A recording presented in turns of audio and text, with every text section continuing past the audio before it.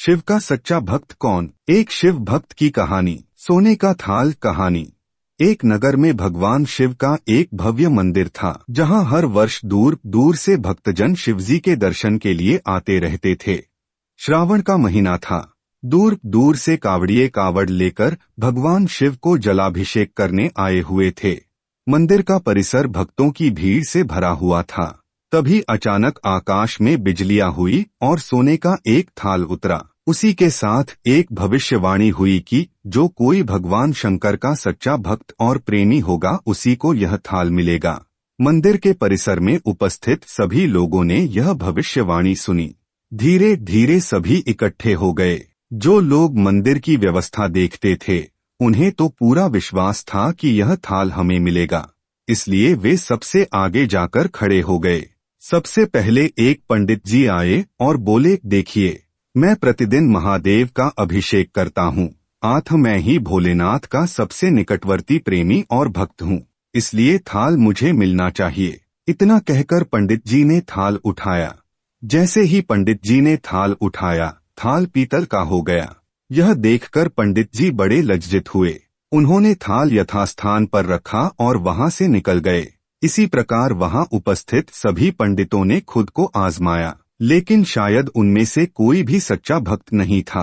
उन्हें भी थाल यथास्थान पर रखकर चले जाना पड़ा। इसके बाद उस नगर के राजा का आगमन हुआ। राजा साहब आगे आए और बोले, मैंने महादेव के मंदिर में बड़ी भारी दान दक्षिणा दी है, इसलिए यह थाल मुझे मिलना चाहिए। इतना कहकर राजा साहब आगे बढ़े और थाल उठाया। जैसे ही राजा ने थाल उठाया, थाल तांबे का हो गया। यह देखकर महाराज भी लज्जित हुए और थाल यथास्थान रखकर एक तरफ खड़े हो गए। इसके बाद इसी तरह एक से बढ़कर एक दानी, महात्मा और भक्त पधारे और थाल उठाया, लेकिन किसी के हाथ में कुछ और किसी के हाथ में कुछ हो गया, लेकिन सोने का नहीं रहा।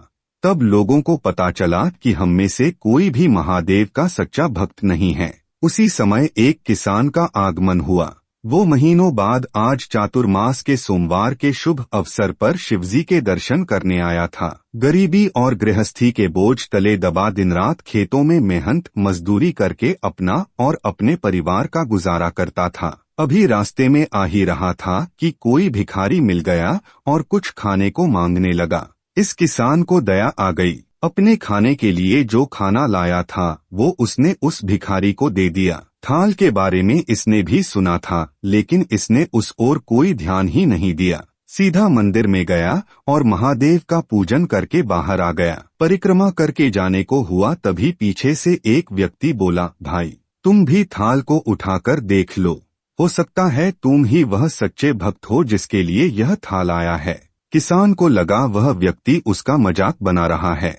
किसान ने हंसते हुए कहा, भाई, मैं तो कभी कोई पूजा पाठ भी नहीं करता, महीनों ने एकाध बार मंदिर आ पाता हूँ, मैं कायका का सच्चा भक्त। वह अजनबी बोला, भाई, हम तो देख चुके हैं, हमारी भक्ति तो दो कौड़ी की भी नहीं है। अब तुम भी अपना हाथ लगाकर देख लो।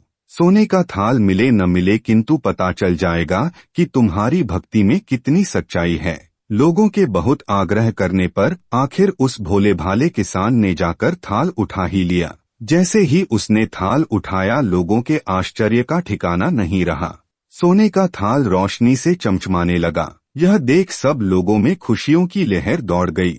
सभी लोग उसके जयकारे लगाने लगे और पूछने लगे कि भाई, तुम ही सच्चे भक्त हो, अब हमें भी बता दो कि कैसी भक्ति करते हो जिससे महादेव तुमसे इतने प्रसन्न है। तो किसान बोला, भाई, मैं कोई भक्ति नहीं करता, मैं केवल दिन भर खेतों में काम करता हूँ और थोड़ा समय निकालकर जरूरतमंद लोगों की मदद करता हूँ। इसके अलावा मैं कोई विशेष कार्य नहीं करता। लोग पूछने लगे, तुम लोगों की मदद क्यों करते हो? हंसते हुए किसान बोला, सुकून, दूसरों के चेहरे पर मुस्कान देखकर मुझे जो आनंद और खुशी होती है उसे मैं शब्दों में बयां नहीं कर सकता।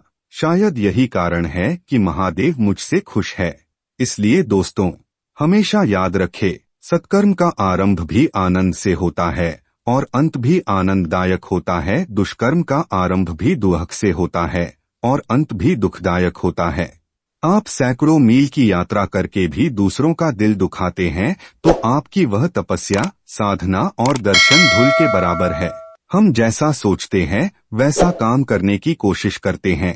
अगर आपका मन आपसे बोले कि अच्छा सोच तो आपके साथ अच्छा होगा, तो आज से ही अच्छा सोचना, अच्छा देखना, अच्छा करना शुरू कर दो।